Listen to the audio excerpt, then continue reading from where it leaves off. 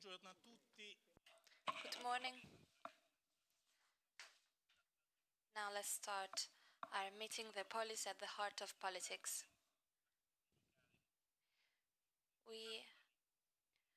It took a long time for us to decide what to talk about today in this meeting organized by the mayor of Florence. We would like to start talking about Polis from the point of view of our cities. Our cities are one of the few certainties of our times. A time in which we often talk about infrastructures. Yesterday there was a very interesting meeting in which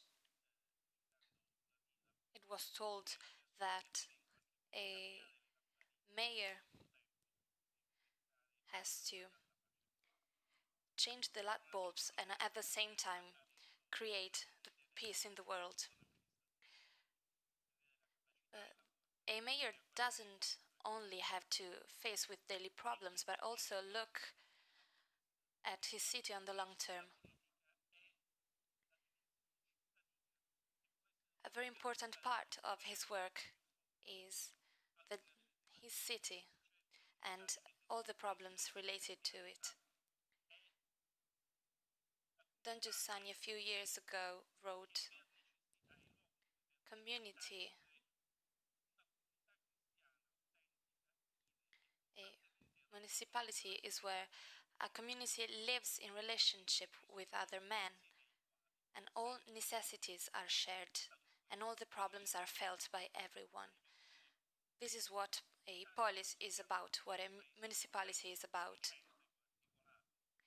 Italy is a very complex and articulated country. There are more than 8,000 municipalities. Now, a few data that may help you understand what we're going to talk about. In France, 18% of the population and 30% of the GDP are all focused in Paris. In UK, 13% of the population and 22% of the GDP is in London, and similar data are shared by all the rest of the European countries. Rome and Milan make up only for the 12% of the population and for the 19% of the GDP. Our more than 8,000 municipalities are particular realities. All of you come from a municipality, so you know this very well. And they have very particular cultural realities. Only 966 municipalities. This means 12% of the Italian municipalities have more than 5,000 inhabitants.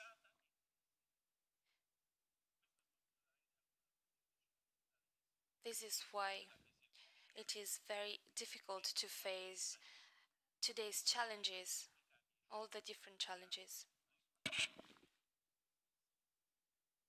And we need easy and immediate answers to these problems. But there's one aspect that is more important than the others. This is the demographic aspect. And this is why we decided to make it the center of our meeting. A few data, once more time. The fertility rate in Italy is 1.35, the lowest in Europe. Elderly people make up for 22% of the population, whereas underage people make up for the 16% of the population.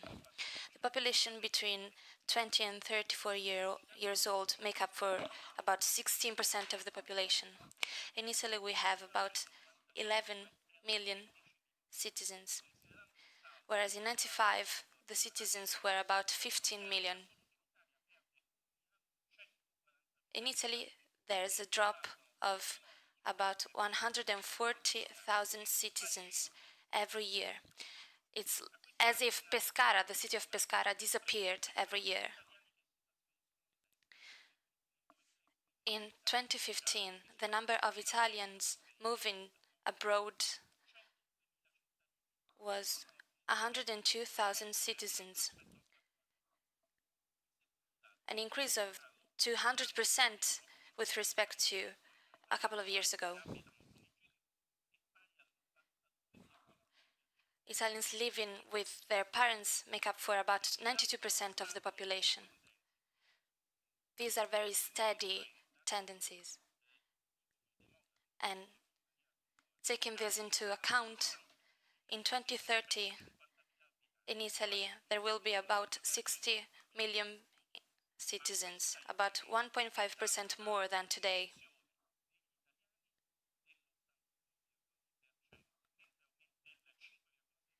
The number of Italians will go down by 5.6%, whereas the number of foreigners will go up by 81%.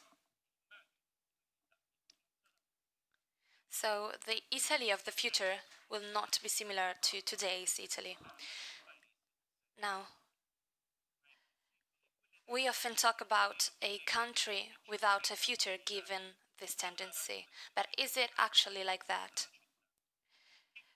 Now, let's see it from the point of view of a polis. What can local authorities and municipalities do to make a change, to change something that looks already written for the future? We will hear today the representatives of 7 different cities and municipalities located in different parts of Italy, 7 different stories that will talk about maybe a common proposal or different models to make a change.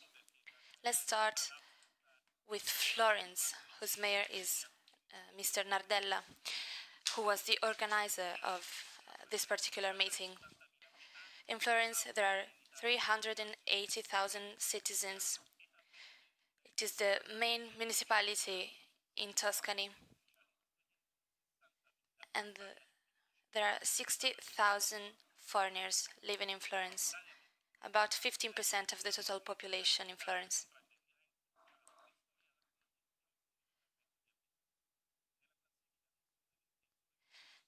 In the newspaper Sole 24 Ore about the quality of life in every city, Florence ranks 6th.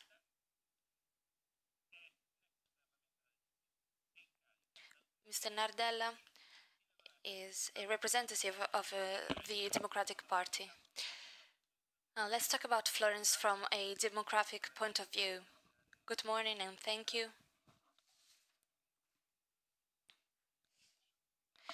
Thank you, all of you, and thank you to all the other mayors that have accepted our invitation. Rimini meeting has talked about municipalities and mayors several times. This is not by chance, and it has an international perspective. But we also have to keep in mind the national dimension of this problem. We have to remember that cities are a very important part of our country. If you think about it, cities is where problems are more evident, but they also are the places where solutions can be found, and where administrations and authorities can experiment new models to find a solution to these problems. For example, let's think about climate change. No international convention can be successful if it is not implemented in the cities, especially in big cities. Let's think about quality of life, alternative sources of energy, and let's think about the social aspects, welfare, and so on. Let's think about the elderly people, young people, housing. All of these problems can be solved within the life of the cities. Let's think about the issue of migration, coexistence.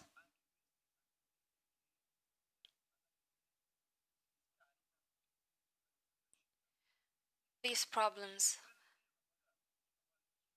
are incredibly important in cities.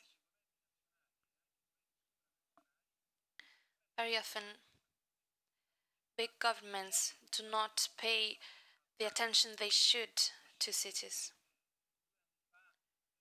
How is it possible that 2 years ago Pope Francis called about 70 mayors in Italy to talk about climate change? He didn't call prime ministers or important figures, but he called mayors as representatives of their cities. If this happened, why doesn't the European Union do the same? Why don't we understand that only an agreement with local realities and municipalities can lead towards a new solution?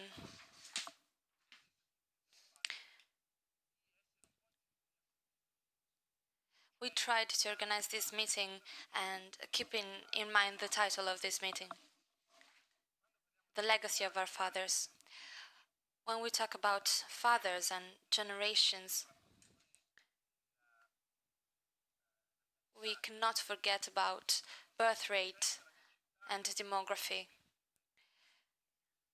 The quality of life in my city, Florence, is incredibly good, incredible food. The mortality rate of children is very low. But people who are more than 65 are twice as much as young people. But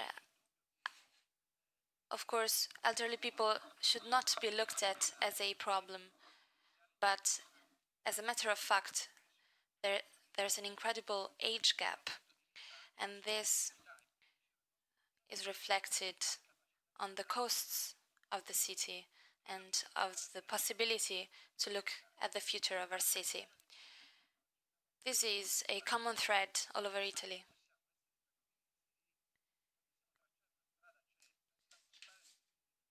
How can we find a clear solution to the migration problem if we don't have a clear idea on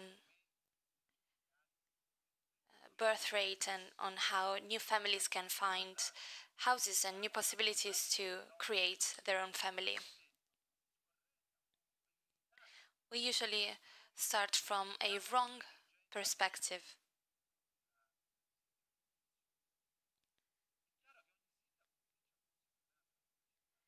Every mayor looks at the problems he has in front of him from the point of view of his city.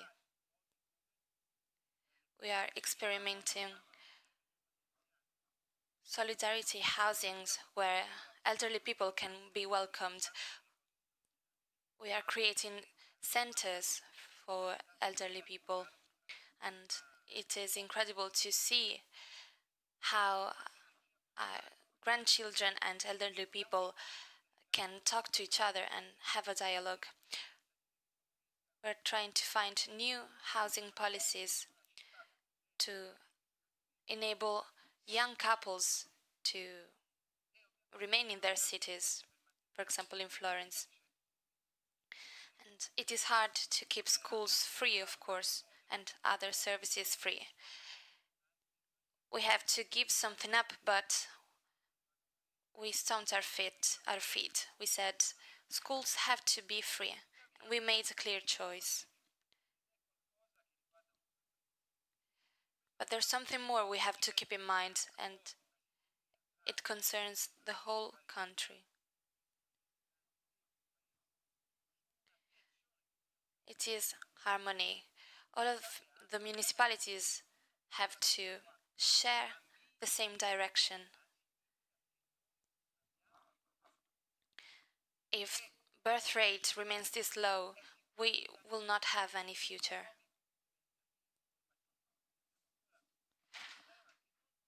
We need to renew our system even from an organizational point of view. Mothers are not helped, are not supported, and we need to do something. Our country gave up on hope, stopped wishing for their legacy. And we need to remember that our legacy will go on to the next generations. And we have to make it more beautiful, richer for the future generations. This is why I believe that many issues, welfare, integration, social spending, workplaces, all of these issues are linked to the generational gap. In addition, if to see the current situation of Italy, you only need to visit our kindergartens, where you can see how many foreigners live in our cities and in our countries. We have to understand that if we do not find a way to manage these issues, we will become victims of them. And this is where hate and indifference, misunderstandings come from. Our country, like ours, needs to be able to build a future, to nurture a new pride for a new policy. This is what our dialogue is about.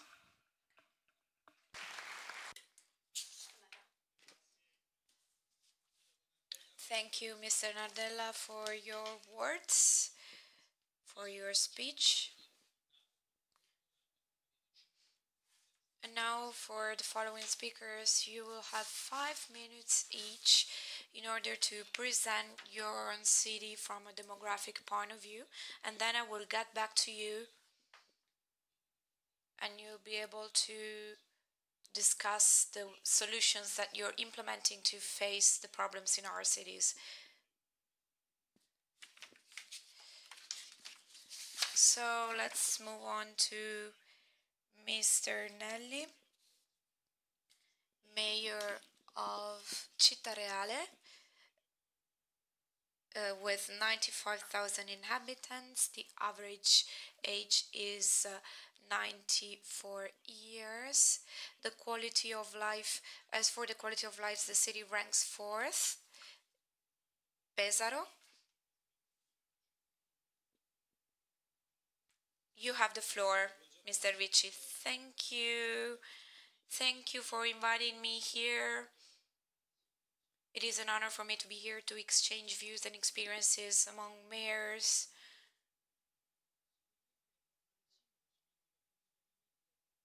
As a mayor,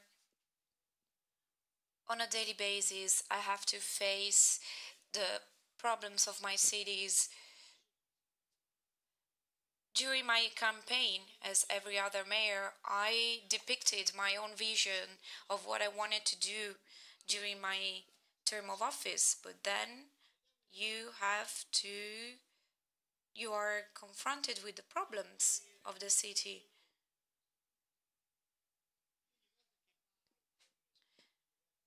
Every time I talk with MPs, I immediately understand whether they have been were mayors or not. Because if you were a mayor, you are willing to do tangible things. And this skill is a very great legacy in our country. In the city, we have very good mayors And so this is why it is an honor for me to be here and exchange experiences with other mayors. It is very important for the future of our country. As for the demographic topic issue, there's been a very great cultural change over the past years. We will discuss the services topic. I think that there are two main elements. The first one is fear. Unless this country stops being afraid, we will not bring change in our country. And this is a cultural question. The question of fear is very important. It is not related to the context we live in, because in the past we've seen that there were even greater problems, but still people had the trust back then.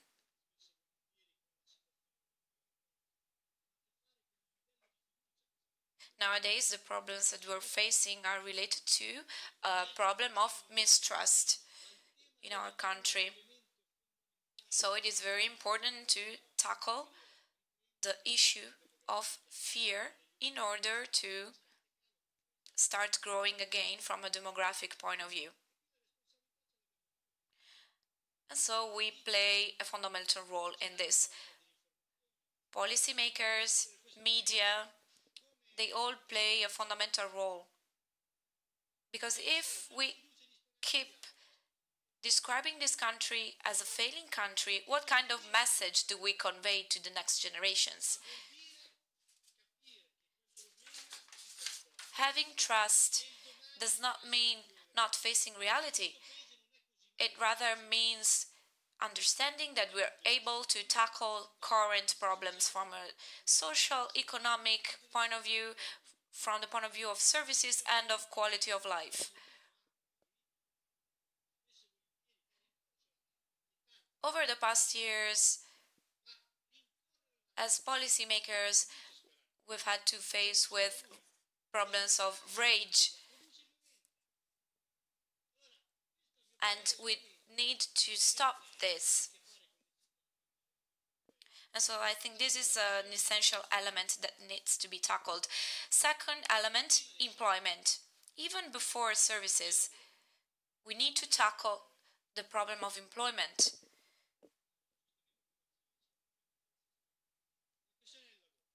So, with regards to employment, being a mayor today is not just like being a mayor back in the 90s or at the beginning of the year 2000, not only because of a lack of money. We live in a very different economic situation, but also because every day we work not only to better manage our resources as a municipality, national funds, and so on, but every day we try and work with a new mentality. That is, what can mayors do in order to improve the employment situation?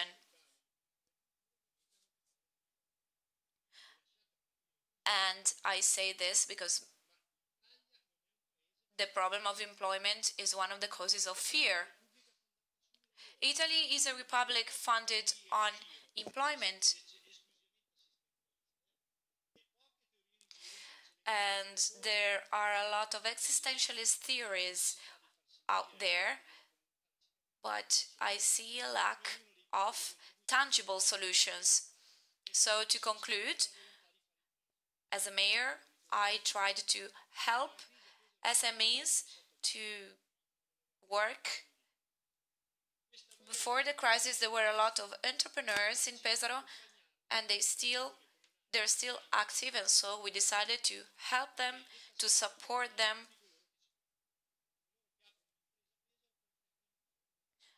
And so, in entrepreneurs who want to start a business in Pesaro do not have to pay taxes, the 30% of taxes.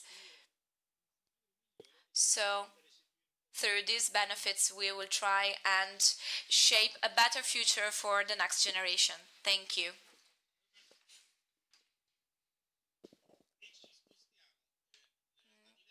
Now let's move on to Cittareale, 476 inhabitants, a very small town near Lazio and Abruzzo region.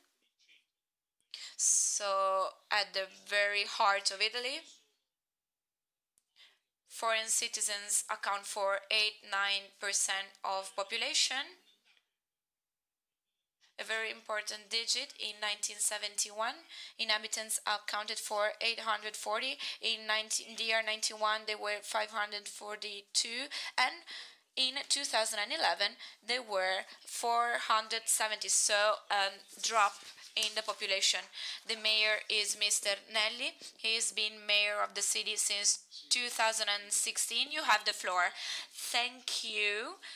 I was appointed mayor on June the 6th in 2016, right before the earthquake.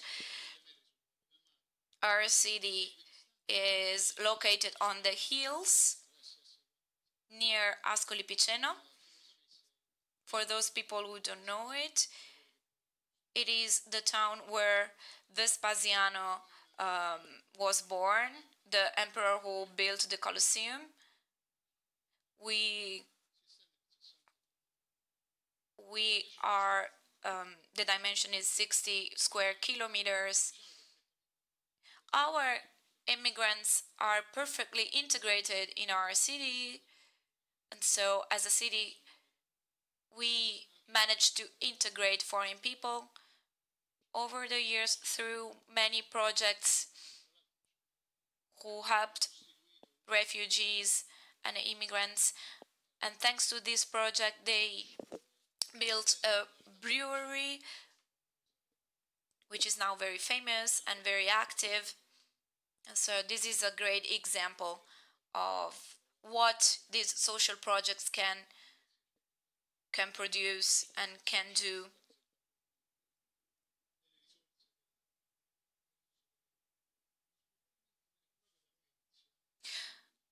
The drop in the population rate started in 1920, where there was a great drop down to 470 inhabitants due to employment issues.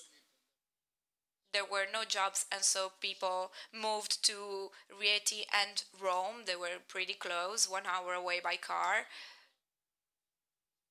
And so these cities attracted our inhabitants.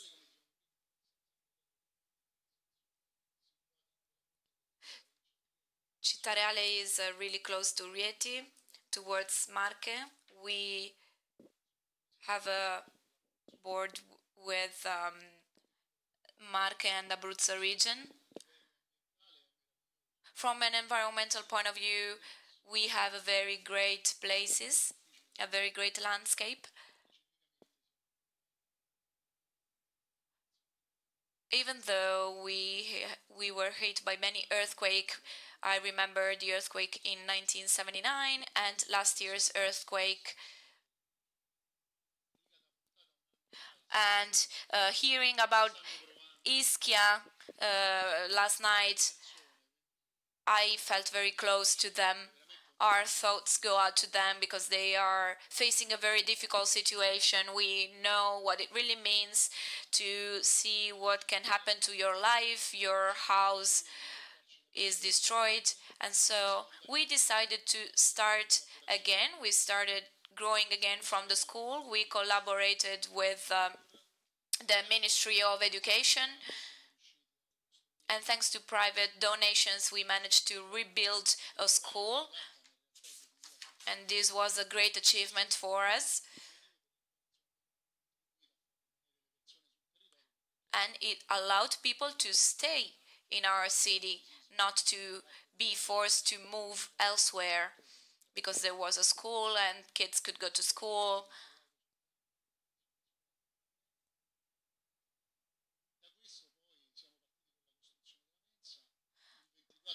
Then we were able to build a canteen and then an ambulatory for doctors after the earthquake.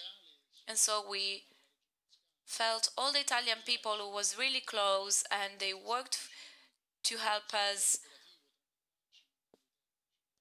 and also other municipalities helped us.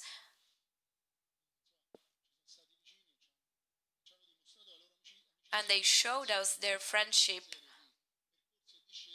They were very willing to collaborate, and so thanks to them, inhabitants in Cittareale were able to stay in our city. And so this is all. Thank you.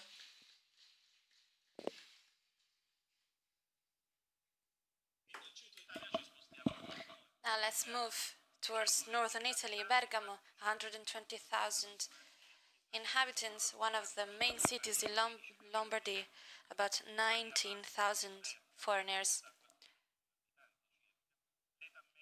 The average age is 42.8. In the newspaper Il Sole 24 Ore, it ranks 29th.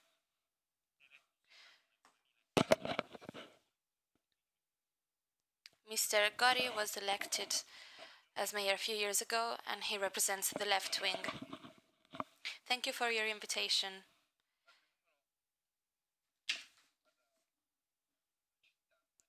A few data about our city.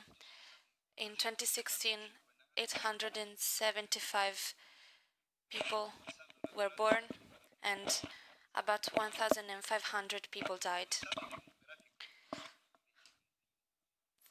The demographic rate is quite promising.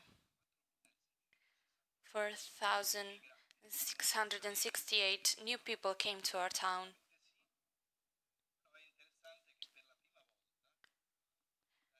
For the first time, our city starts growing again after a few years, and it is attractive to new inhabitants. For a long time, it went through depopulation.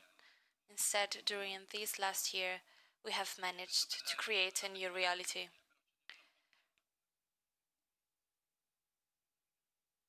There's something very important I would like to share, which is about families and their composition.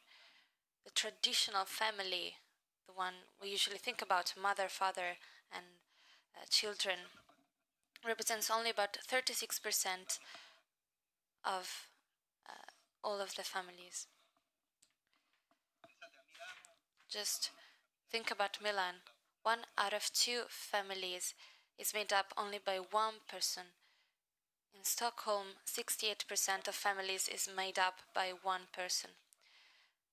People create families later and later, and more people get separated or divorced.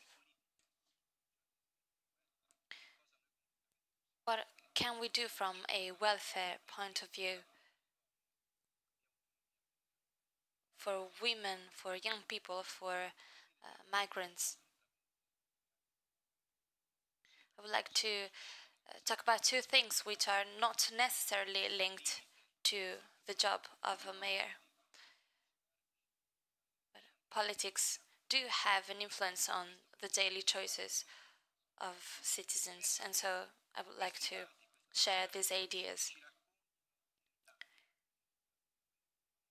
These data show the frailty of our country, a country that has given up on hope, as Mr. Ricci has already said. I think this is where we have to start again. We have to create a climate of trust, and that facilitates the creation of new families.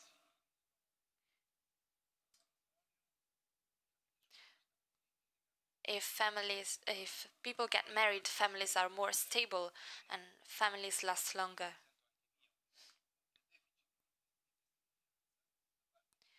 There's a lack of testimony. by those who have a family and can talk about it as a positive, as something positive. Not everyone has a family, and so we are very respectful towards the one who have made different life choices. But we have to say that families bring an incredible happiness in our country, and this is what we are doing in our city. Now we're also working from a cultural point of view. In our country, we do need a dialogue on the subject of freedom.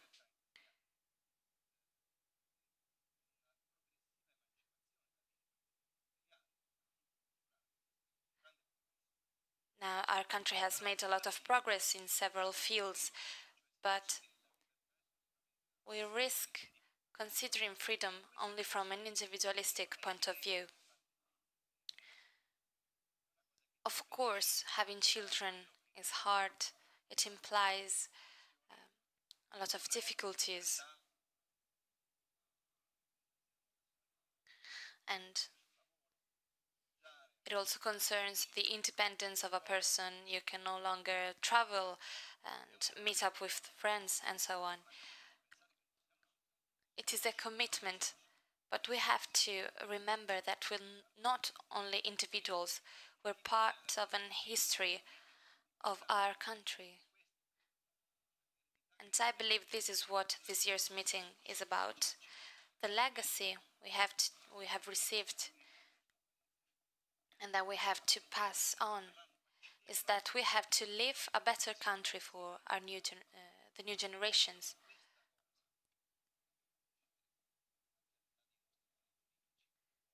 So I believe that this is what we have to testify to everyone. Of course, we need courage. We need to overcome material hurdles, and we have to understand how politics can help. But remember that we need courage to look at the future and to create a tomorrow for our country.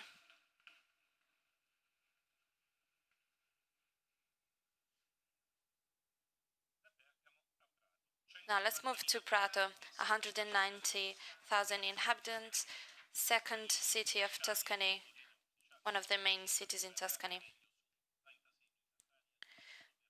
There are 36,000 foreigners, about 18% of the population. The average age is 44.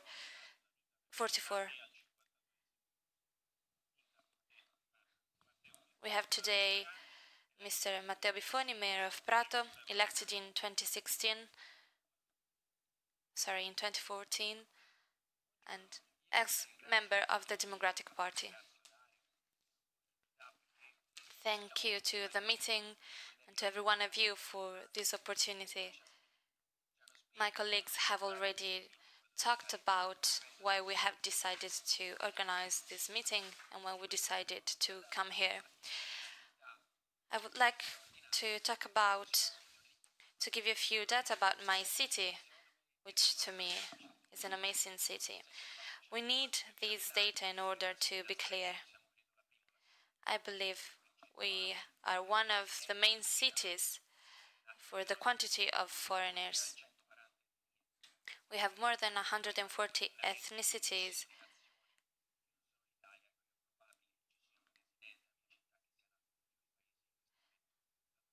People coming from most different countries.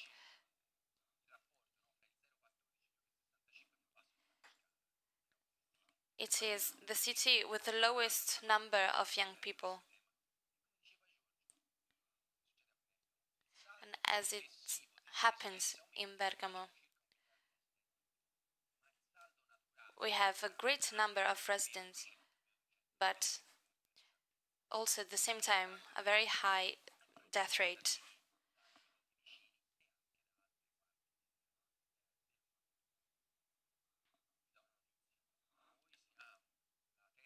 We are there's a very big Chinese community in our city.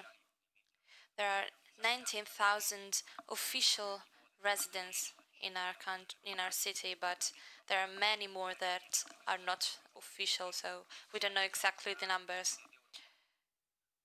In Prato, we have the third greatest Chinese community in Europe. First is London, then Paris, and then we have Prato.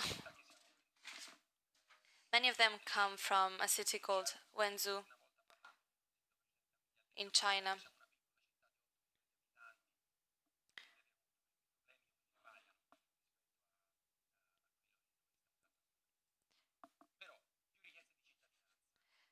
More and more people want to get the citizenship. This is something else I would like to talk about. More and more mixed marriages. According to the newspaper Il Sole 24 Ore, from 2005 to 2015, Prato has witnessed an incredible plunge in the per capita wealth. We're talking about 20,000 euro per capita on average. Out of the 2,500 newborns in Prato last year, 50.6% was born to Italian mothers, whereas all the others were born to foreign families. Of course, you can imagine how topical the birthright citizenship is in our city.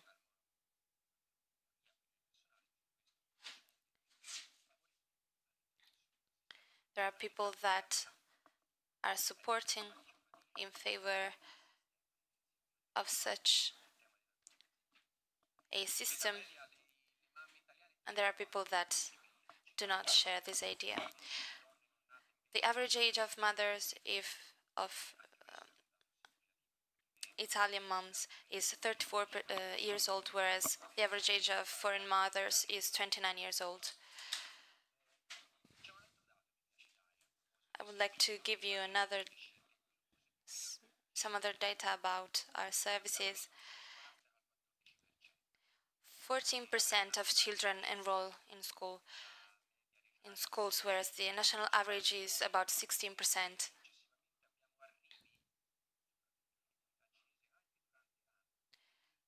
New Chinese children arrive even during the year. More and more children arrive from other countries when the year has already started. So we have tried a new system in order to enable them to enroll.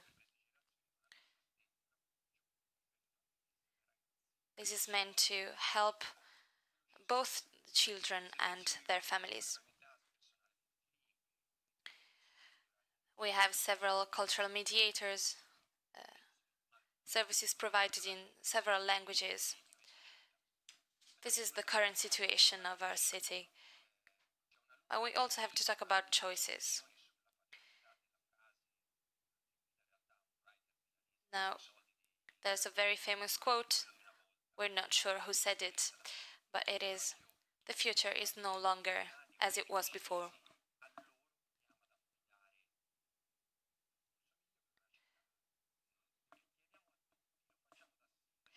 We're trying to involve Chinese kids in the life of our city, to entrust them with our future.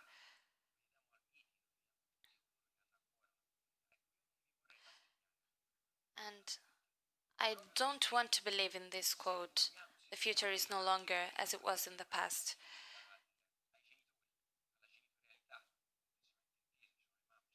We want to offer good services and good support to families, and we don't want to give up on the idea that our country will have a future. Everyone has to be a part of our country, and it is a great challenge for us.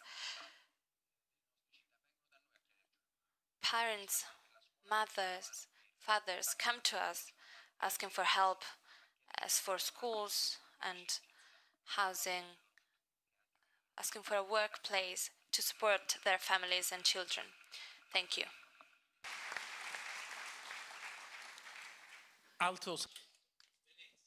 Let's move on to the mayor of Venice. First city of the Veneto region. Average age 47.6 years. 370,000 foreign citizens, foreign inhabitants. In the quality of life rankings, it ranks 49. Its urban area accounts for 360,000 inhabitants. Venice welcomes a lot of tourists every year. 400 tourists per inhabitant. The mayor is Mr. Brugnaro, 56 years old, architect.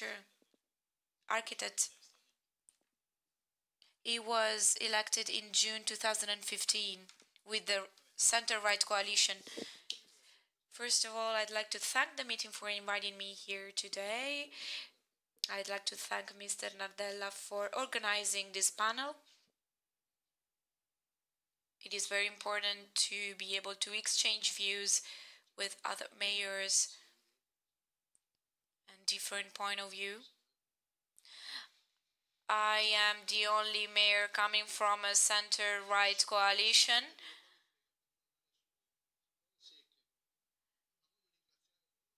And so I'd like to thank them. I agree with what they said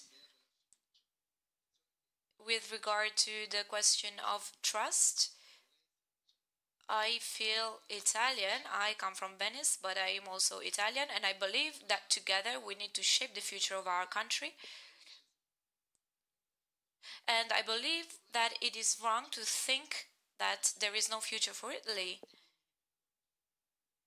And I want to implement measures to improve this situation. I once talked to the Ministry of Justice, Mr. Orlando, saying that the question of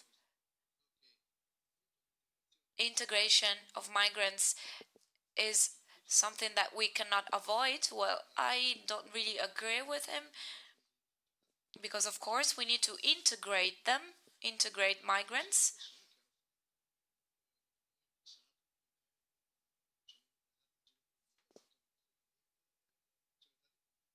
There are migrants who come and are willing to work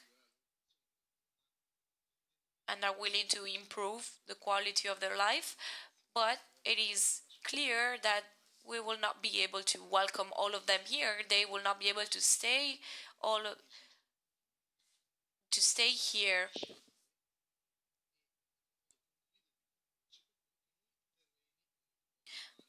So, as mayors, of course, we need to integrate them, but the burden that we're carrying is really, really heavy.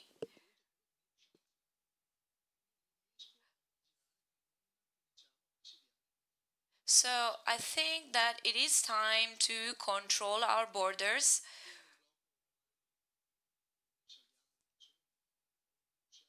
Of course, we need to rescue people at sea, but we cannot welcome all of them here. So, when talking about the birth rate, we need to tackle also the migrant situation.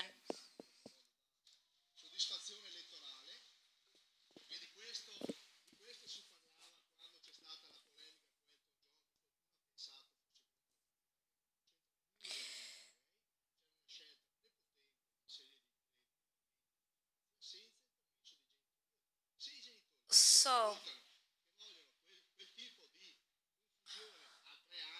we need to integrate kids in schools.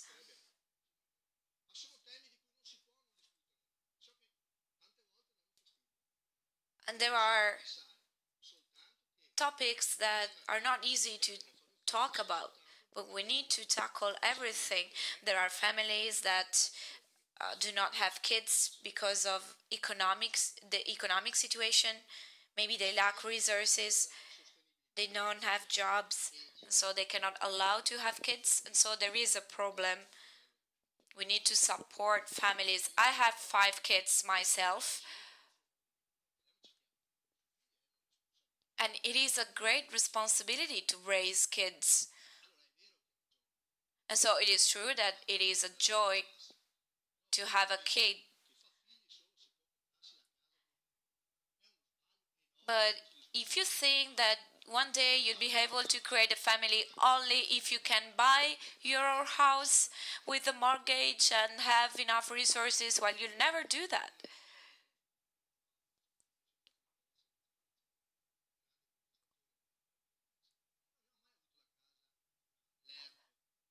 My family never had their own house. And so, as a mayor, I will implement social housing for more people.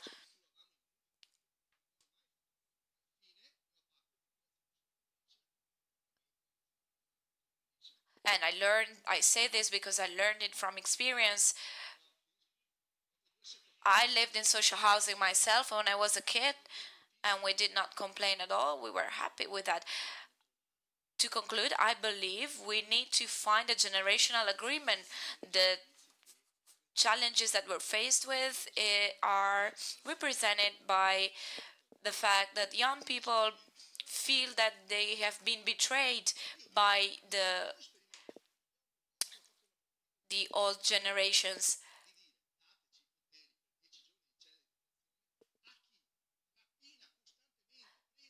And we also need to tackle the the thefts situation. There are a lot of burglars,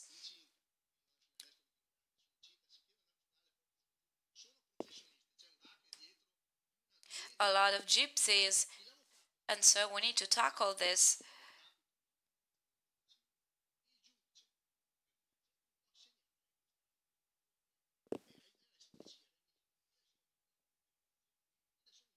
So we need to arrest these people, and even though they are under house arrest, we need to control and check whether they follow what they should be doing or not.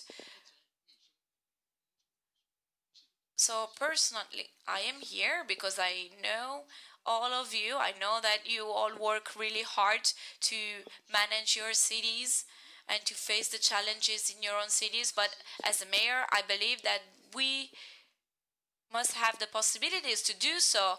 So we must be given the powers, the right powers to do so. Otherwise, we will not be able to tackle the situations in an adequate way. Thank you. And to conclude, let's move on to Rimini, 150,000 inhabitants, capital of the Romagna region, to 18,500 foreign people, average age 44 years, ranks 42nd in with regards to the quality of life. The mayor of Rimini is Mr. Gnassi. He was appointed in 2011. He is 48 years old and he comes from the left wing. Good morning. Thank you everyone for inviting me here. I believe it is an honor for me to be here and to exchange views and experiences with all of you. Rimini has always been the heart of civilizations, starting from the Roman Empire. And so Rimini is a very international city. We have a very important fairground. We are very active internationally. And I believe the meeting is a great initiative in this regard. We've already heard what other mayors said.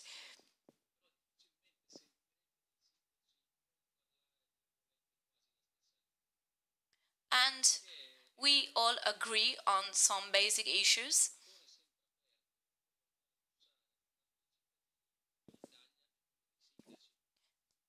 And as mayors, we must be open and attentive to the needs of the citizens.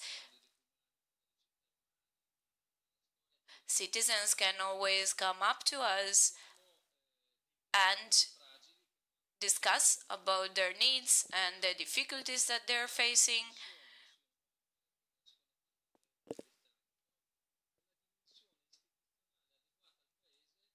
And we must be able to satisfy their needs and understand their problems.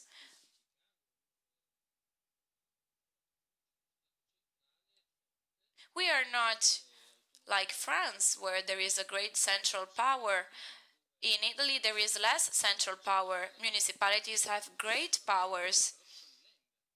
In Germany, this is very different because in Germany, there are the lenders with a great fiscal autonomy, whereas in Italy there are a lot of legislations, norms, different norms, and so when we need to tackle different kind of problems, safety, real estate questions, we need to apply a lot of norms, and so we have a great problem. We need to simplify bureaucracy, and also the real estate, the urban situation is a problem that needs to be tackled. And so as a mayor, what should I do?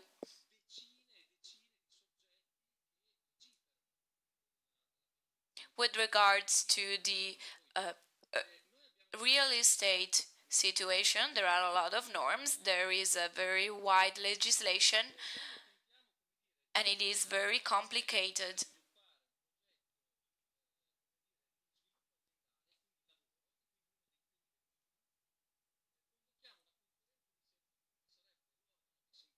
And so, for example, when we want to create more jobs or help a business, help someone set up a business, we need to discuss the issue with many people, and we need to follow a lot of norms.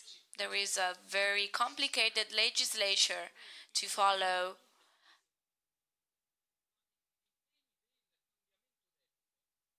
And so, as you can understand, it is very difficult to bring change in this context. There is no flexibility.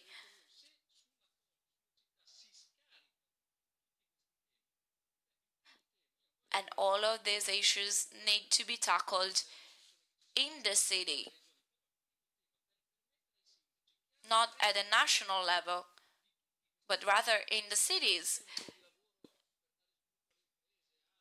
Mayors need to create more jobs, for example, and so we need to implement an institutional reform in order to give more powers, more institutional powers to the mayors, in order to be up to their responsibilities, to the challenges that they're faced with.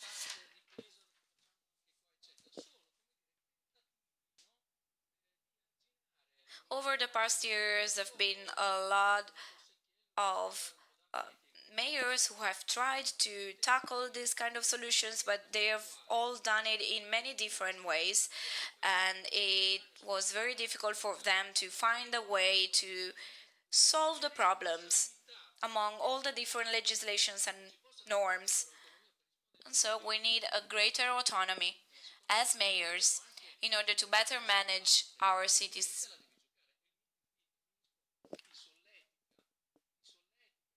And so, in this regard, it is very inspiring to be here at the meeting discussing these topics.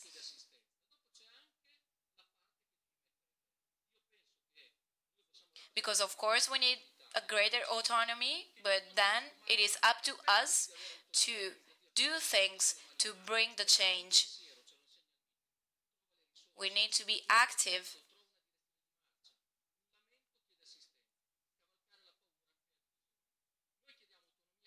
And so What do we ask? We ask more fiscal autonomy, organizational autonomy, but we as mayors need to implement new measures and do achieve tangible goals. Thank you. Now, let's move on to the second part.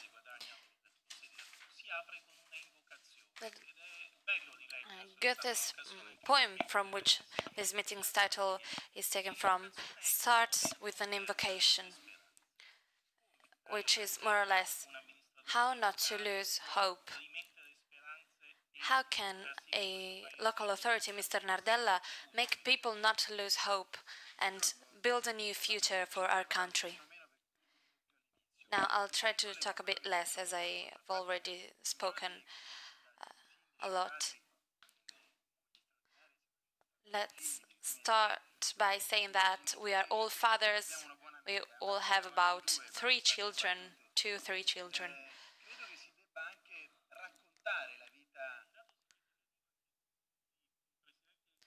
It's very interesting that all the prime ministers of the principal countries do not have children.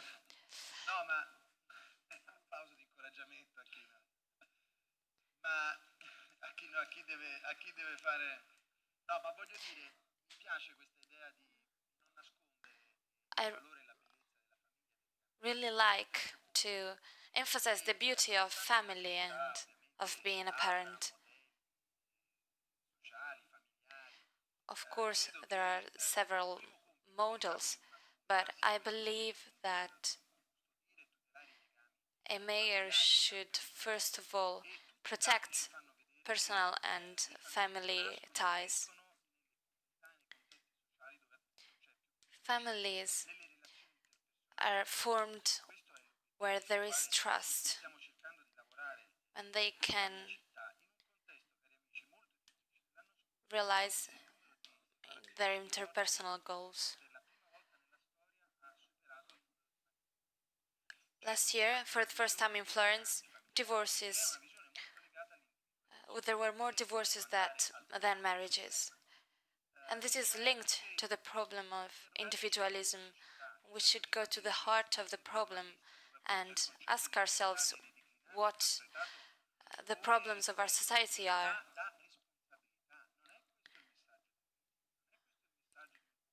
What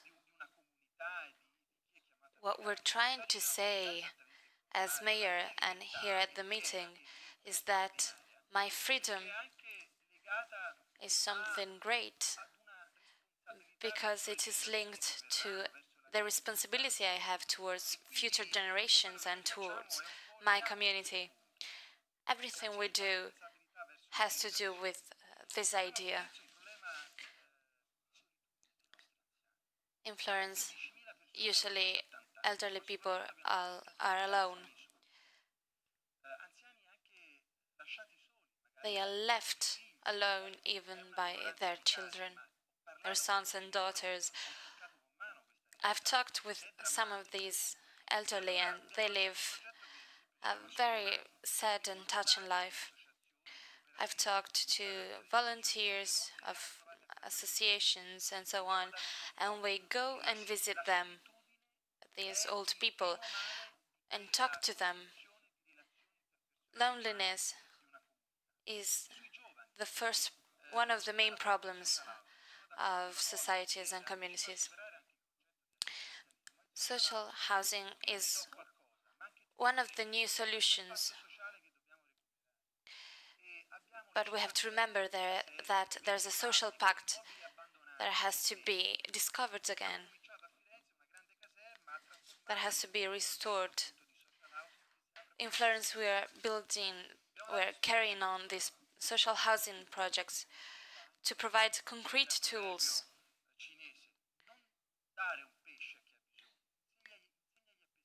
For example, there's this Chinese saying, do not give a fish to the one that's hungry, but teach him how to fish. This is what we have to do with youth. This is why we are creating collaborations between universities and companies, associations, the labor market. A lot has been done over the last few years thanks to particular methods used all over Europe, and we have to keep doing this.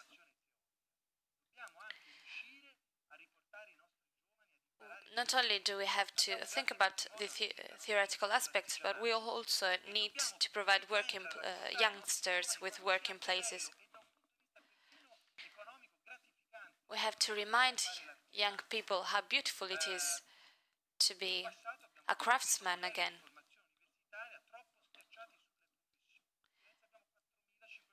In Florence, there are about 5,000 lawyers. We don't need them.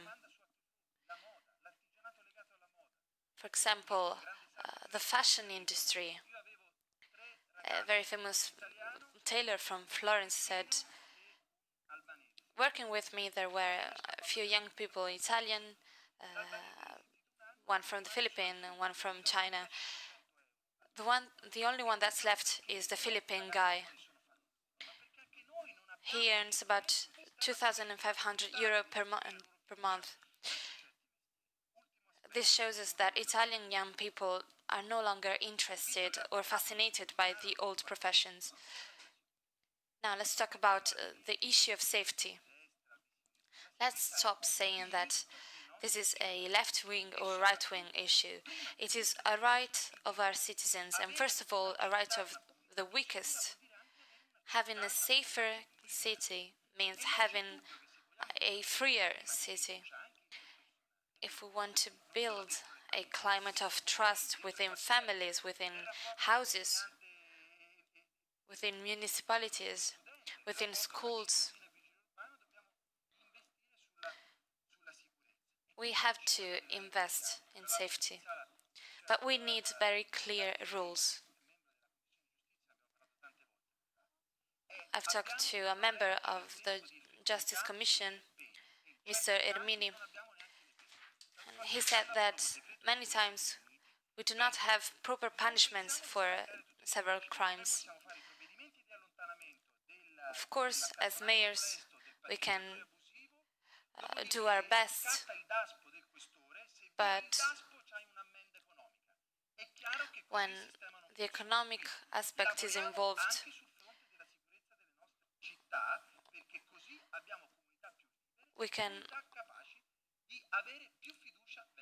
we need safer societies in order for the solution to work. Let's go back to Pesaro. Mr. Ricci, according to your political program,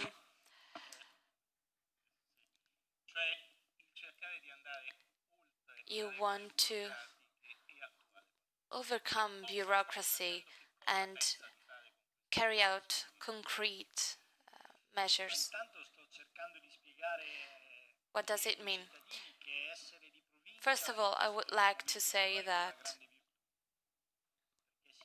coming from the downtown is a great advantage because you're stronger, but it also means that you usually keep a low profile. Instead, you have to get a high profile. Pesaro is going through a great period of wealth.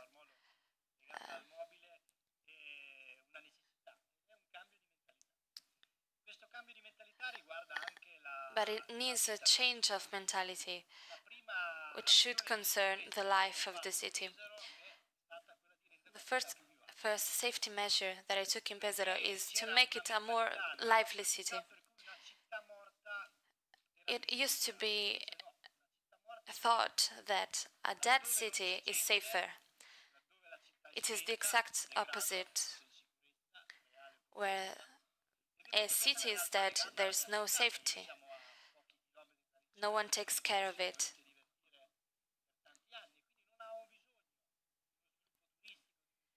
Our city is very close to Rimini, Riccione, where people go to have fun. We usually went there, so we thought we didn't need to do anything in our city. Instead, we're starting to rebuild our city and restore the economy, creating new opportunities for young people and enabling them to remain there. We have talked about our city for a very long time, and we asked ourselves, what can we do for this city that is located in a plain? So we built a tube that is a bit different because it is made up of bikes. This kind of infrastructure has improved the quality of life of our city. For example, giving the possibility to a child to take his bike and go to school, go to play, really changes his life and the life of his parents.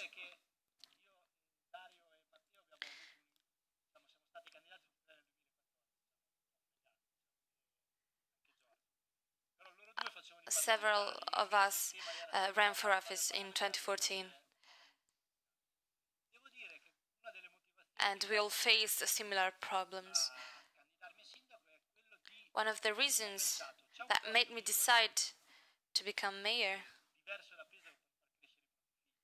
is, can Pesaro be a better place to raise our children?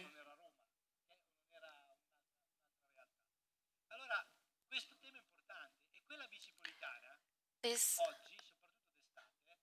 bike tube, let's call it like this, is the reason many young people go to the seaside, go clubbing, and go around the city by bike. And I'm very proud to say that the number of accidents and deaths because of accident has significantly dropped, especially in the road going to Rimini.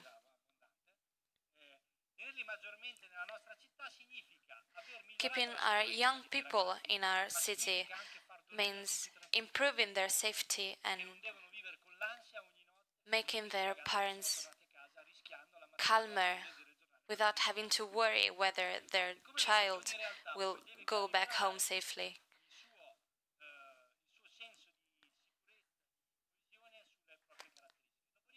So every city has to find its way to improve their condition.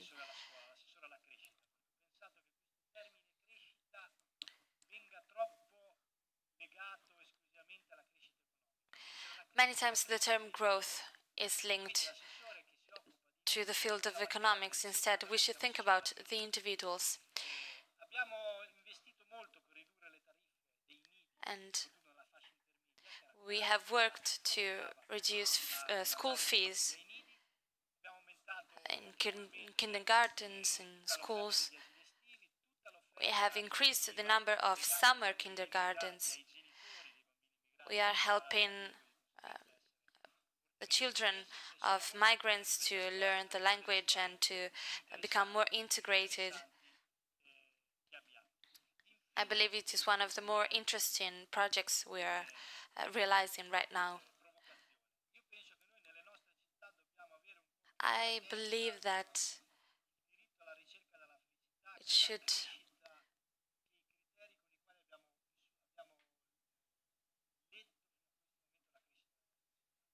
we should think about the freedom of our people.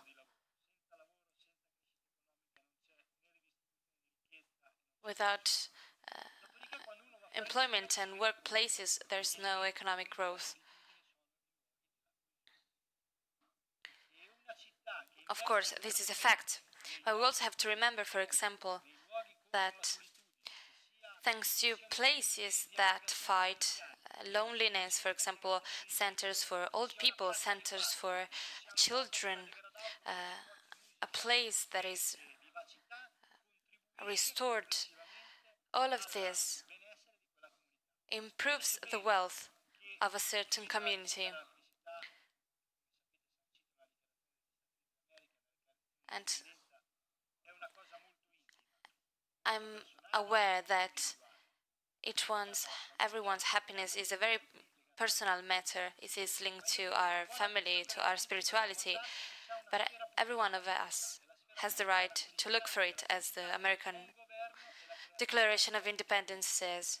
And as a mayor, I wonder, is there a place where a person can look for happiness? If a citizen can use these places I've mentioned that fights loneliness, then they really have all the tools to look for happiness. I'll now give the floor to Mr. Nelli, Mayor of Cittareale. He will describe how the city has faced with the earthquake situation.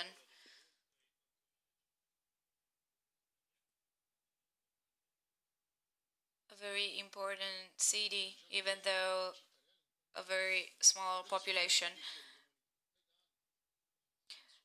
As a small town, we have always tackled the typical problems every small town is faced with, and then we also had to tackle the emergency for the earthquake. Considering that the most important problem was the employment situation. As for the earthquake, we need to turn all the pain that came from the earthquake into opportunities. We will not go anywhere.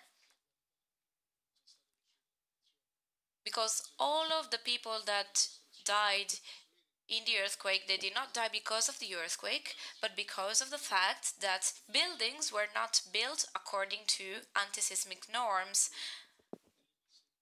And so we need to rebuild our city according to these norms.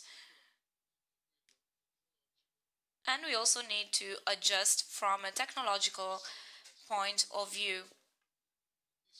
We need to transform our structures, our buildings. And this is something that all of the towns in the center of Italy are trying to do.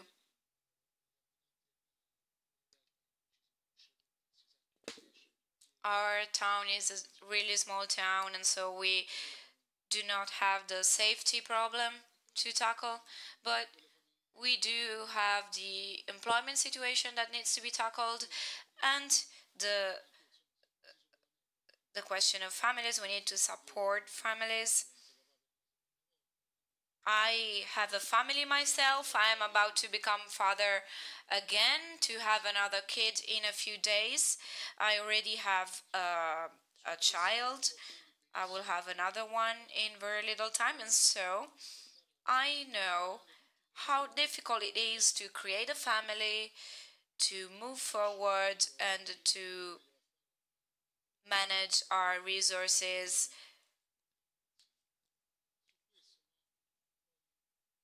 to combine personal and professional life, and so on.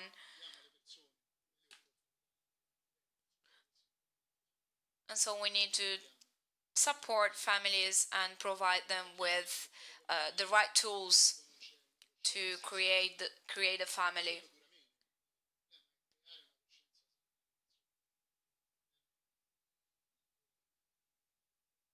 And this is a very topical matter. And we also need to build a lot of infrastructures in our country. I'm talking about building new roads, new connecting to highways,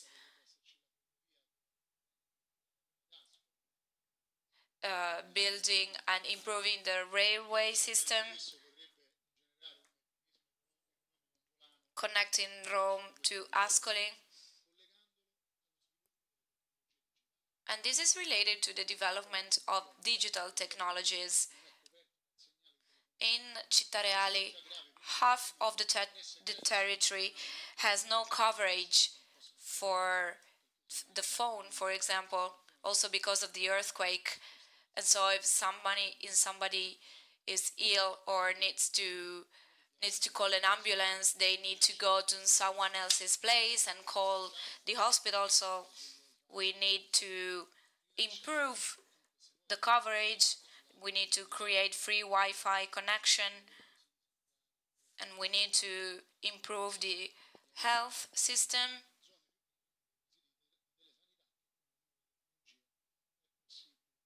And connect all of these facilities, and so work on a sort of what I define as digital healthcare.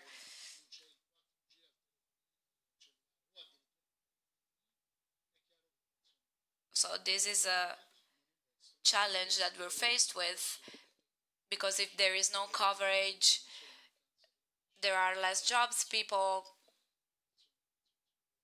want to leave our city, and there will be a great depopulation.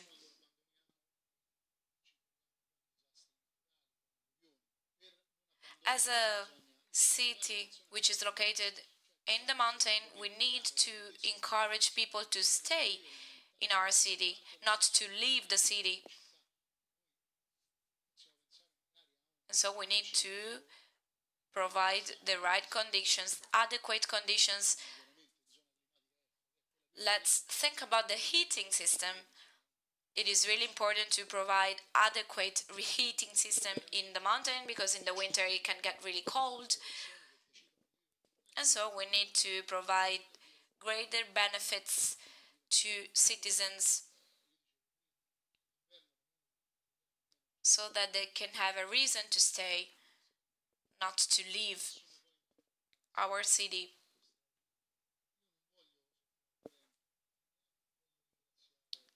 So to conclude, I'd like to thank the organizers and the meeting for all of the things that has done over the years and that keep doing. Thank you very much.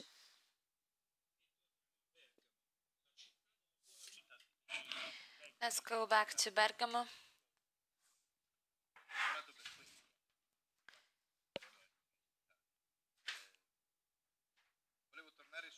Now, I would like to talk about policies again.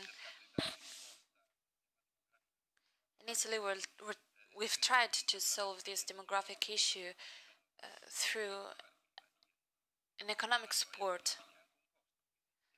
As we said, a family is joy, but it does have a cost. And we have approved some measures. We have several kind of aids, several benefits for our populations, for families, for mothers, for babysitters. There are aids for pregnant mothers, for the third child. We have done a lot.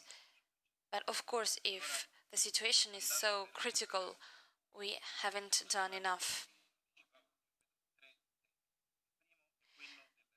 There are three main aspects we need to address. First of all, autonomy for young people. Youngsters do things later and later in life. They finish university later and later, then try and find a job, and so on. They put off their choice to form a family and have children. Now, this is why we really need to bring about a change. We have to acknowledge all the work of our government.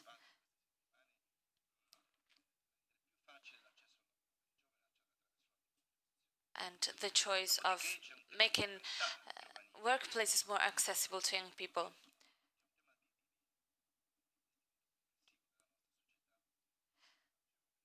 In our country, there's, let's say, an investment problem. Young people about 40 years ago had very high income, whereas today our youngsters have an income that is about 12% below the average, the European average.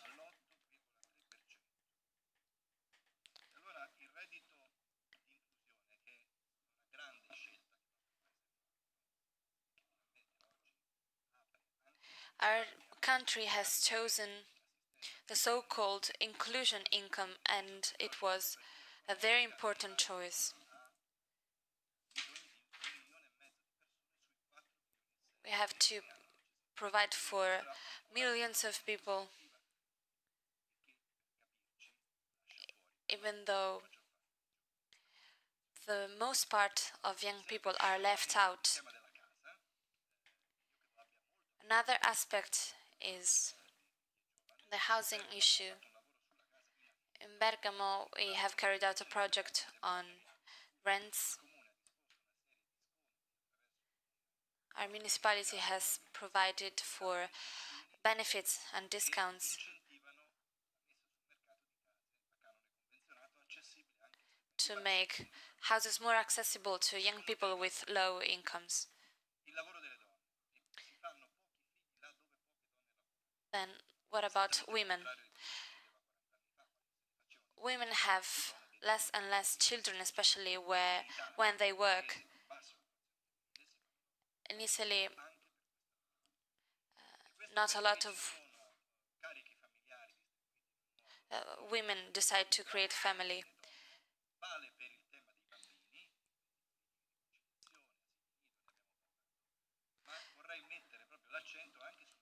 Another aspect I would like to underline is the care for elderly people. Usually it is a work that women have to carry out.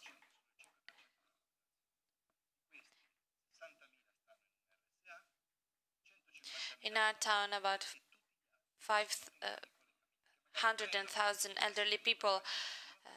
There are 500,000 elderly people, and 5% of them need care. Usually it is a woman that starts taking care of them and helping them.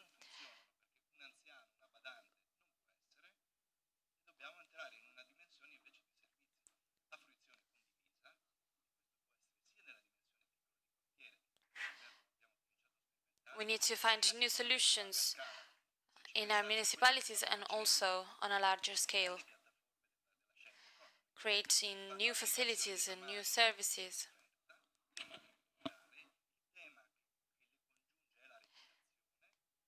For example, making people interested in the same job meet and facilitating them to find new working places.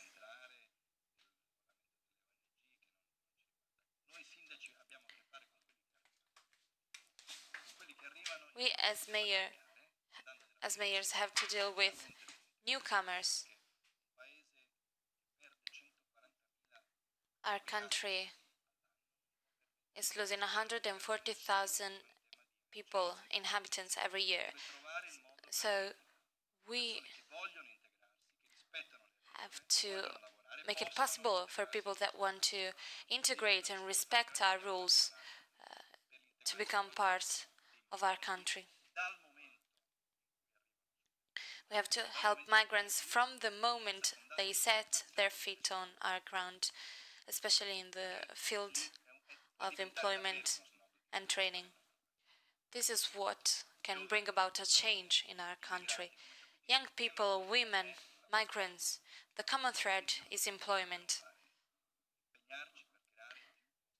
We have to commit to create new working places and to support those that create jobs.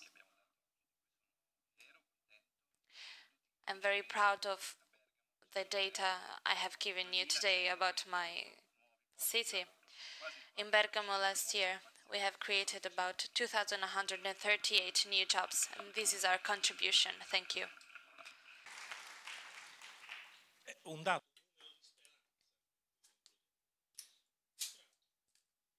Let's move on to the mayor of Prato. We've already discussed the economic crisis affecting Prato. Here with us are two mayors coming from the industrial districts which managed to transform the economic system in the 70s, in the economic crisis in the 70s, and Prato was the driving force of that transformation. And then the crisis arrived, a very serious crisis. I'd like to give you a figure about this. There is a very important project in Prato which helps 1,700 families, accounting for 52% of Italian families. Yeah, that's true.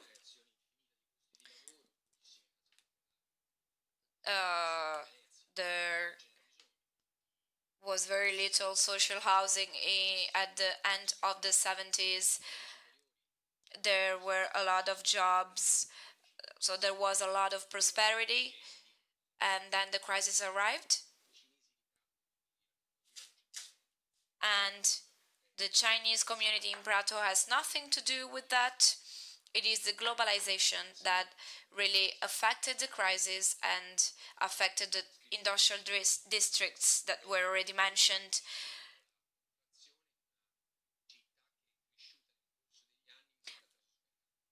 And so Prato had been really successful up to that moment, and then the crisis arrived.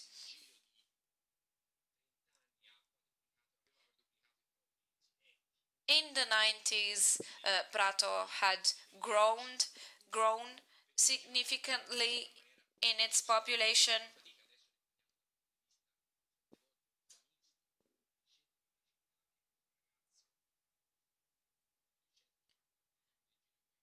The development of the city had been really significant, but then over the past few years, we've been in a crisis.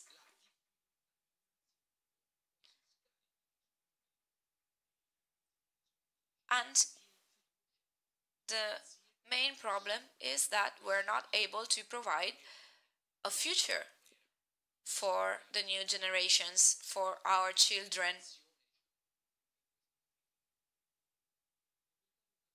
And so this is why people are not willing to create families. Let's think about mothers. The average age is 32 years.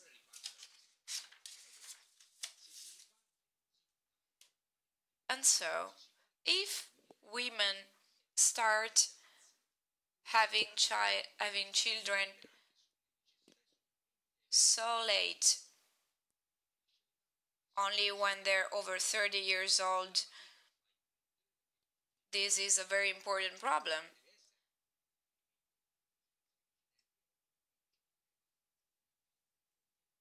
And policymakers need to discuss this issue and tackle this issue. Because this is, of course, this is related to the economic situation, to the economic crisis, to the lack of benefits, the lack of resources, the lack of facilities.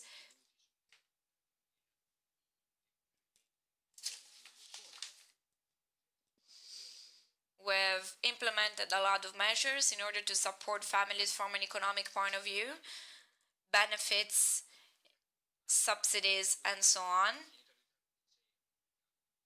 There are a lot of associations that are active in the city in order to support families, also in the upbringing of children, because being a parent, it can be a really complicated task from a psychological point of view. We have invested in the education system, we have invested in schools. As a mayor, I created a new kindergarten, a new one. Not a one that was previously closed and then reopened, but a new one, which is the first in 20 years in Prato. So investing in education, reducing fees for families who have a lot of children. And as a mayor, I tried to persuade kindergartens to stay open until end of July in order to support families. We've hired over 60 teachers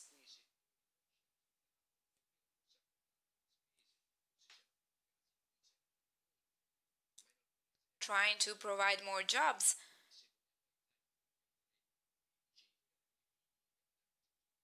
Because if we want to help families and support them, we need to provide the right facilities, the benefits.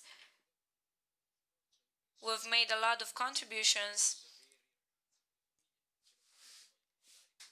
We wanted to maintain the benefits for kids who wanted to go to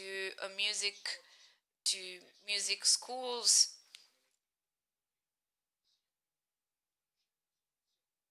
because many families could not allow that. And then, of course, social housing, supporting elderly people, supporting centers of care for elderly people.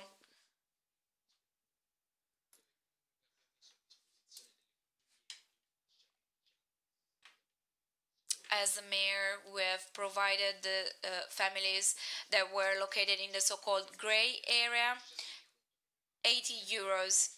We've given them 80 euros because we've noticed that there were families who were too rich to be considered as poor families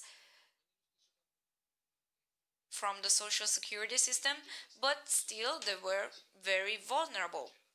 And so they turned to civil services, social services to receive benefits and help. But still, they were not entitled to receive them. And so we've given them 80 euros per person per capita, accounting for nearly 320 euros per family. So this is a measure that we have implemented in order to try and solve the problem.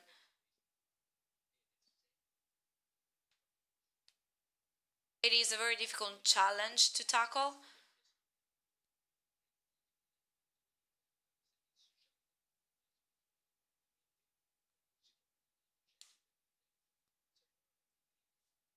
We've tried to implement a wide range of measures and to collaborate with all of the actors in our city. But this is not enough. The basic and the most important challenge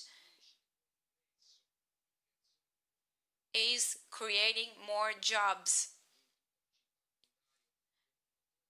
As a mayor, we provide free Wi-Fi.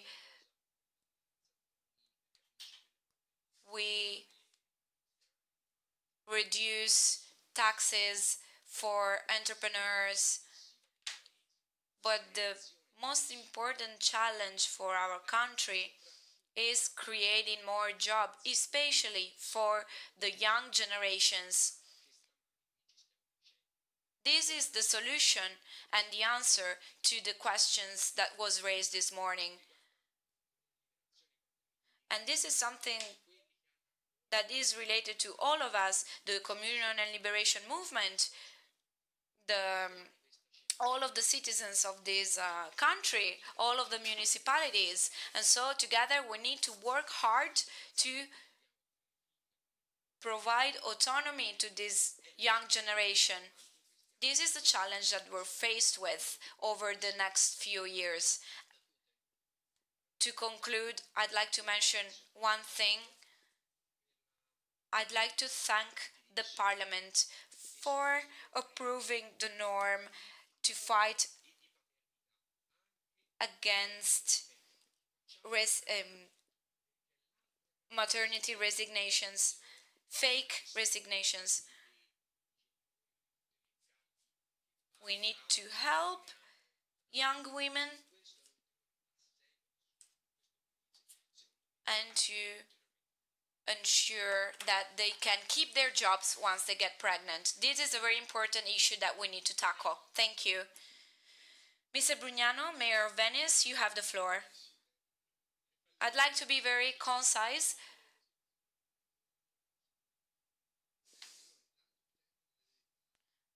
First of all, as for the legacy that we need to pass on to our children, well, we're running the risk of losing this legacy because of the public debt.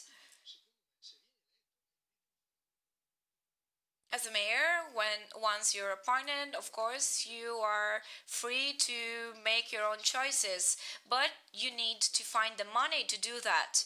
If you use public money to implement the measures that you want to implement, I think that's really good.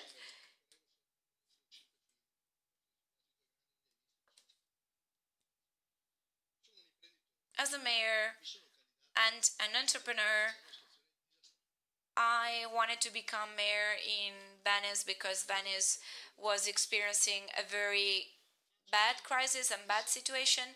I work for free. I do it out of passion, and then after my term of office, I will go back to my family, and so I have no expectations.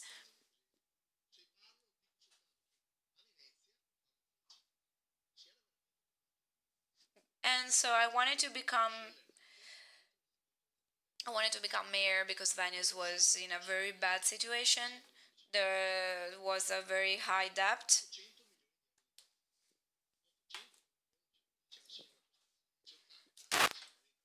We had a very high debt, 800 millions of debt.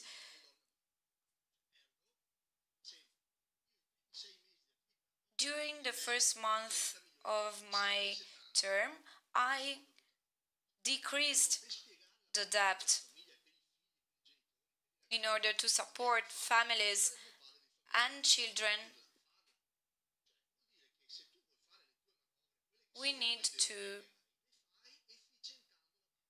work efficiently, so we need to implement measures that we can allow. And so we need to start from the budget, looking at the budget and then deciding which measures we want to implement.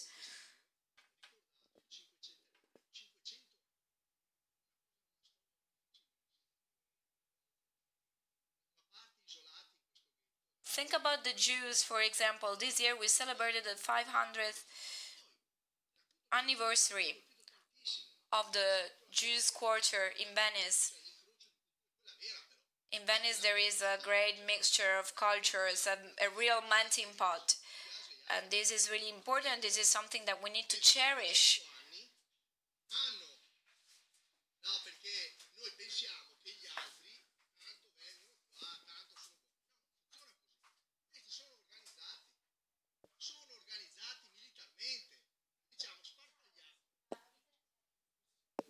They are very well organized.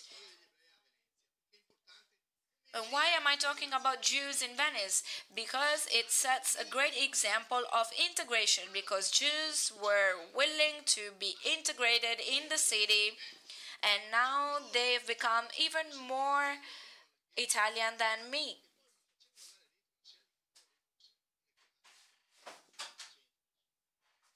They've been living in Venice for many, many generations.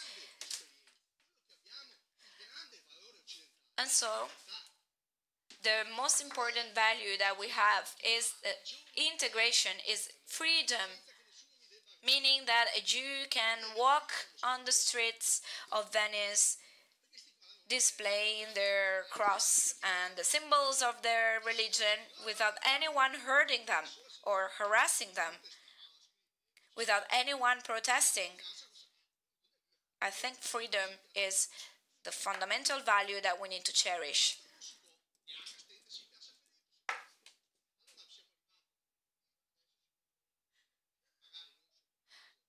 And so this is something that we need to tackle nowadays with the Muslim community, for example.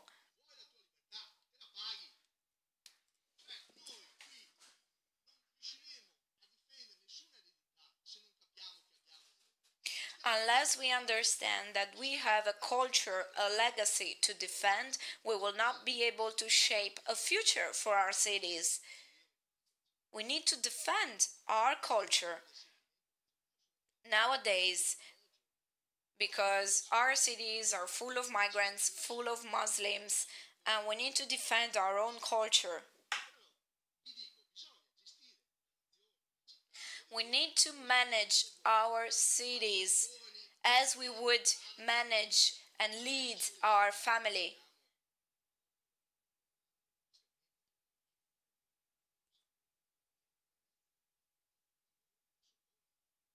Because think about the girl that was killed in the Bataclan terror attack in Paris. She was an Italian girl who lived in Paris because she was studying in the Sorbonne University.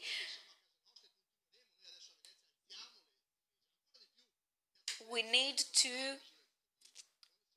raise safety measures. We need to implement more safety measures in Venice in order to defend our own citizens.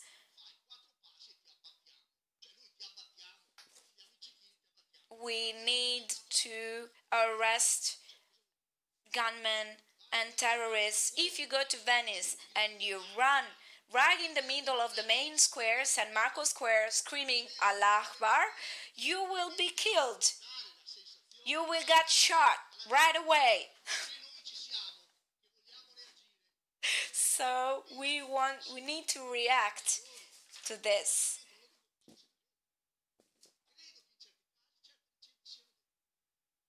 So I believe that we need to implement more rigid measures, more serious measures.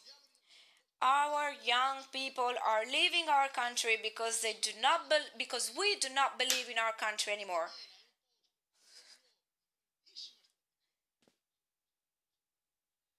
I know I said that I would be concise, but I'm a great speaker, so it is really difficult for me.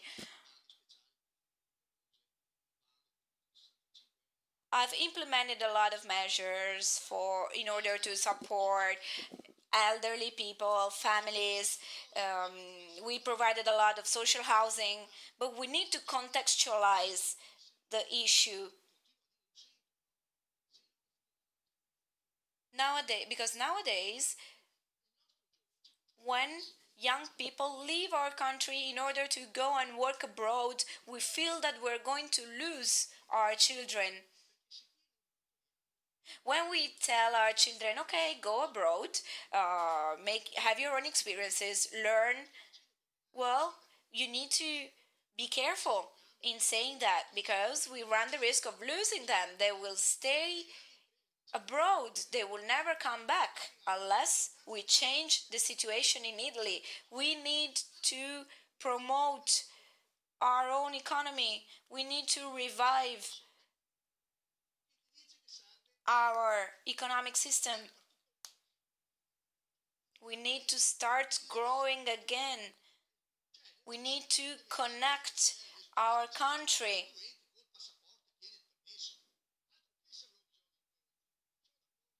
And so, of course, we need integration. We need a better integration, greater integration. We need to integrate migrants that are already in Italy.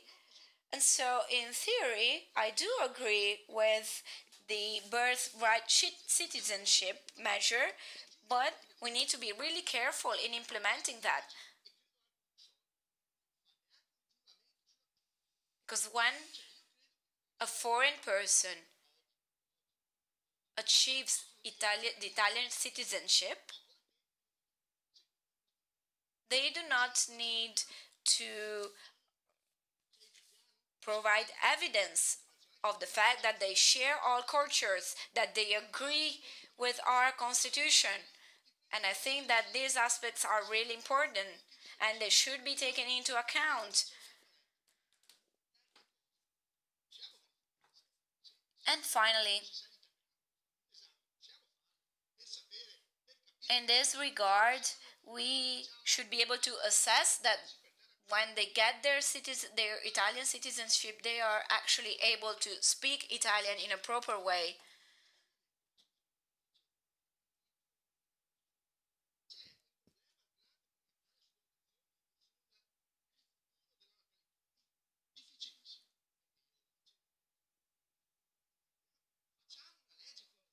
And so we need to be really careful not to instrumentalize the birth rate citizenship issue because justice, if there is justice, it must be equal for everyone. Thank you.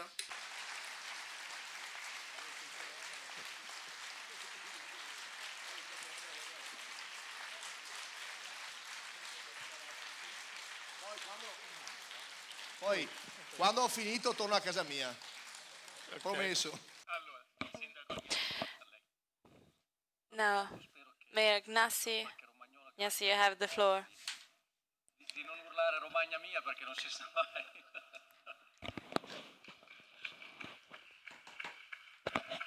Anche perché metà dell'intervento era in Veneto, quindi ho fatto fatica a capirlo.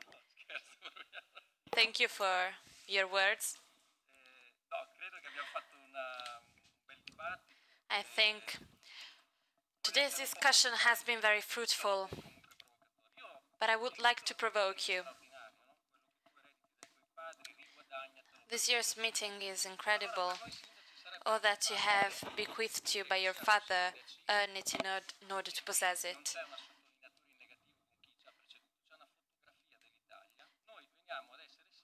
Now, we became mayors after a generation of sons and not a generation of heirs. It is a country that is consumpted from an ecological point of view, from a financial point of view. And as a mayor today, you wonder, did the past generation know that they were heirs, or did they think they were just sons? Because, you know, sons think they can waste the legacy, whereas heirs are aware of the fact that they will have to pass on this legacy and they have to preserve it. Now,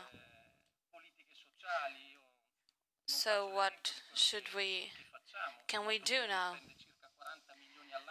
In our municipality, we invest a great amount of money in welfare, in transportations, in healthcare.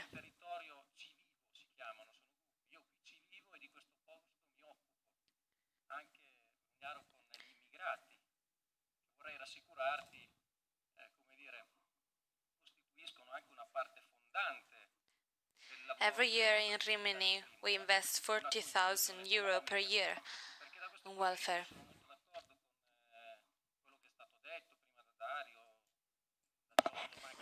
Sorry, €40 million. But we have to take a clear stand as for safety. For example, when someone commits a crime, we have to take penal measures. We have to make sure they are adequately punished. During the first round of interventions, we said, as mayors, we would like to achieve a pact of responsibility and autonomy.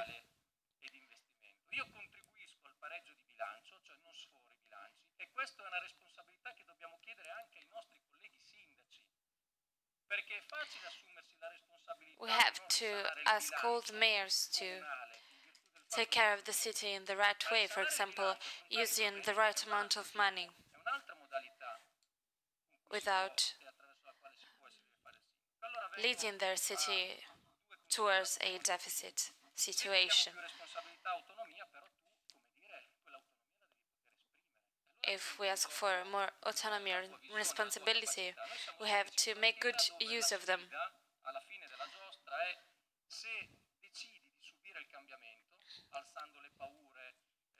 If we decide to choose change, we have to interpret change, and this can also mean to make brave choices.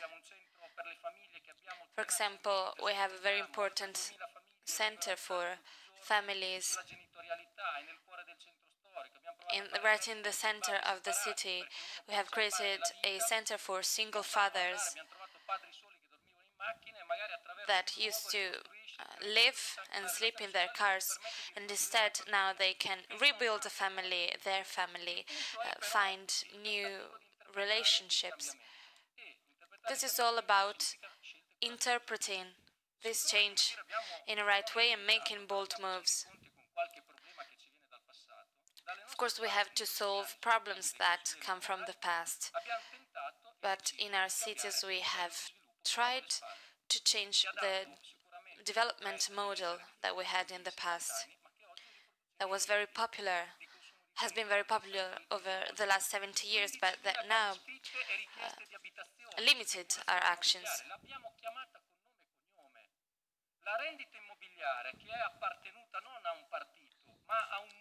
The real estate field doesn't belong to only one party, but to the whole country. And it was linked to the credit crisis.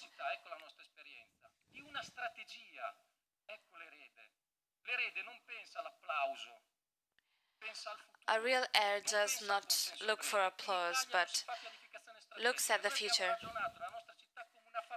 In our city, we acted as a family, thinking of our grandchildren.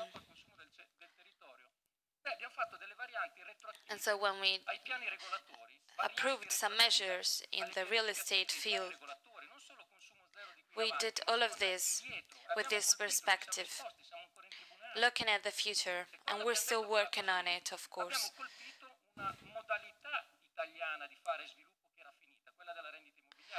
We restored the Italian way of doing business.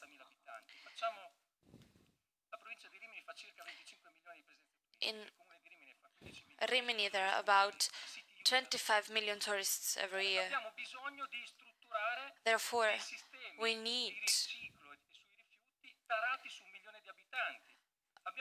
a proper system, proper recycling system, proper facilities. In Italy, we say that tourism is our oil.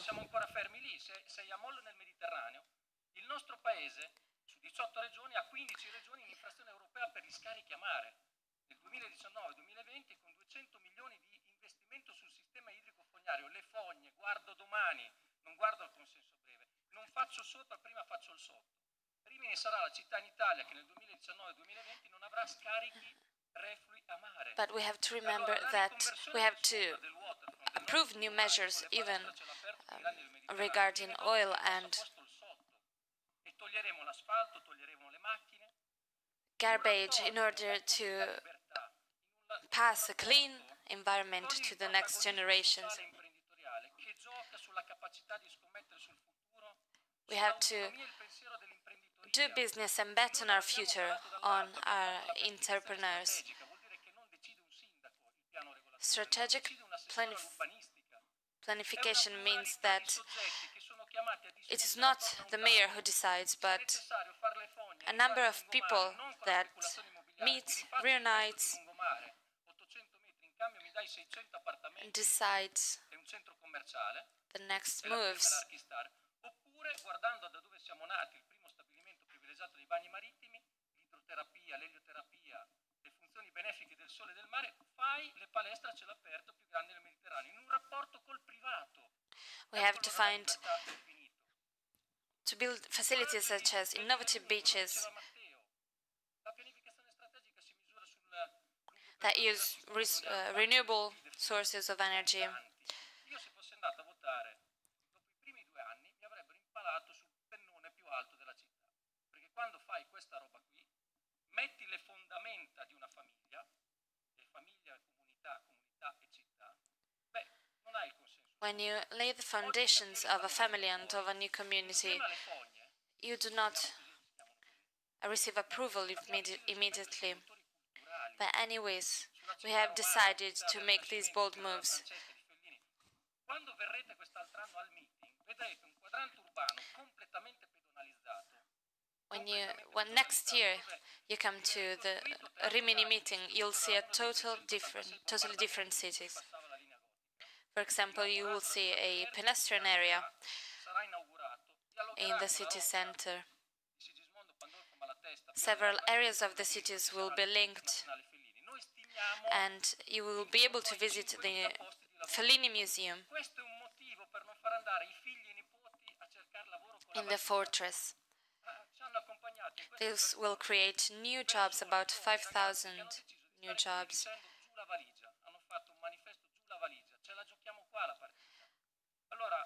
More and more young people are looking for a job in Rimini. They even have created a movement called Put Your Trolley Down. Noi siamo chiamati a far fronte, c'è il questore lì, tornelli, barriere, pedonali, chiudiamo il lungomare, cementi. Allora, cancelli o cervelli su quel lungomare? La riqualificazione di un luogo che connette. We're even trying to restore our landscape, our beaches. And thanks to a strategic plan, the inhabitants of Rimini will not only be able to visit a beautiful garden for tourists, but also to benefit from new roads and restored roads. Roads that they will be able to travel in by bike. This is what is being done in Berlin.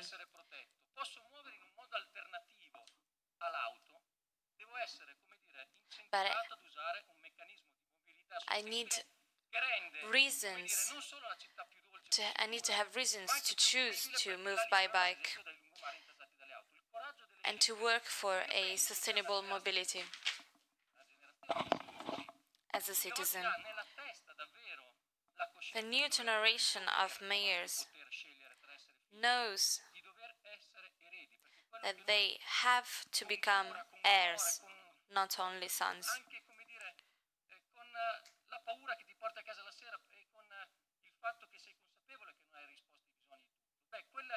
You have to be aware that you will not find a solution for everything, but you have to be bold and do your best.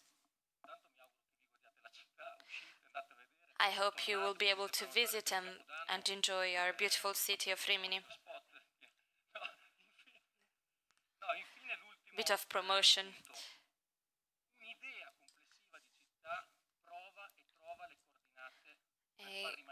An inclusive idea of a city enables young people to remain there and find a job. We hope that our new model of development will not only create new jobs, but it will also attract new young people.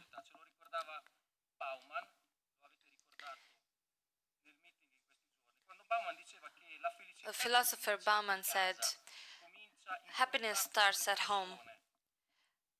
When you are in contact with other people, it cannot be found online. When you are at work with a colleague or at home with your family, you talk, you grow. Instead, if someone wants to help you with a check so that you can stay home and build your solitude online, then he doesn't really want to help you." So we want to change our city to create new jobs, and instead of giving checks to our citizens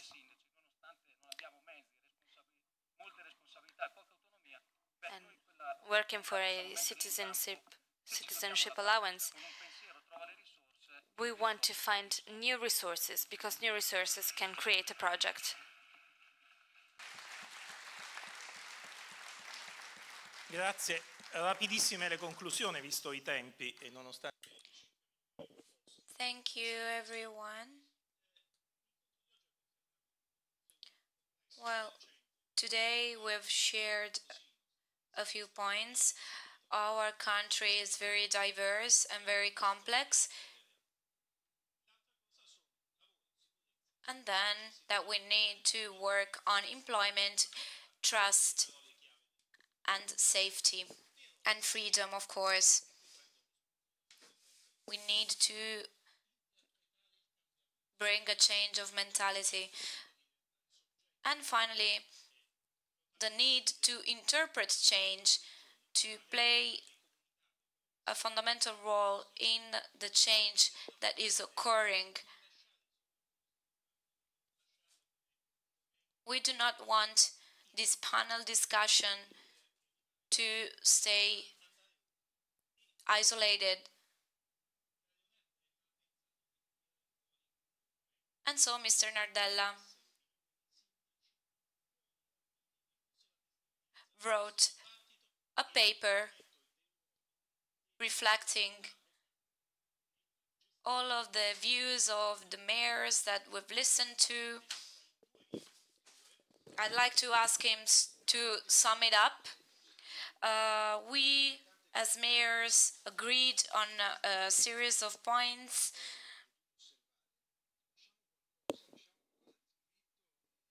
We wanted to write it down in order to leave something that was tangible.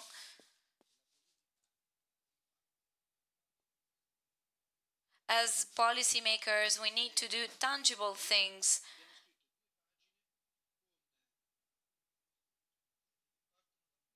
And so we started from recognizing the fact that a city is not a country, but countries together, cities together can make a country greater. We need to work on the improvement of the birth rate. We need to support elderly people and families. This is a challenge that we're faced with. We have a lot of things to do.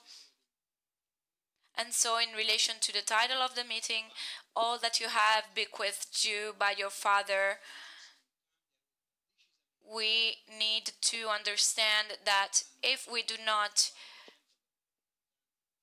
change, embrace change quickly, we will have no future as a country. And so we propose an adequate media campaign, the adoption of a welfare system in order to support every worker, implementing policies for young people, creating more jobs for them, combining professional and personal life in order to facilitate the creation of jobs for women, adopting the inclusion income, reducing fees, school fees for families, and introducing benefits for public and state schools, private and state schools.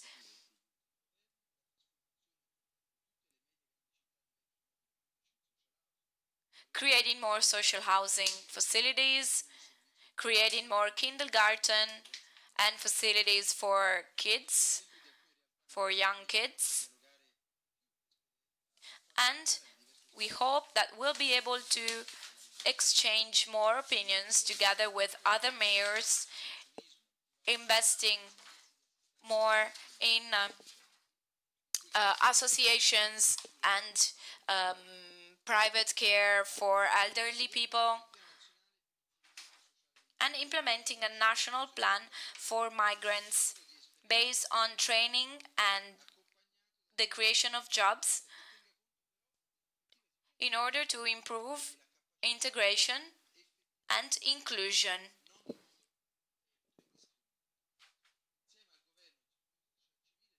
Together with the government and the experts from civil society, we think that here from the Rimini meeting, we'll be able to face this challenge. Just like in a family, as a mayor, we must tackle these challenges on the long run with great foresight and the long-term approach in order to shape a better future for young generations, so that our children will be able to earn again their legacy and possess it. Thank you. Thank you, everyone. Thank you.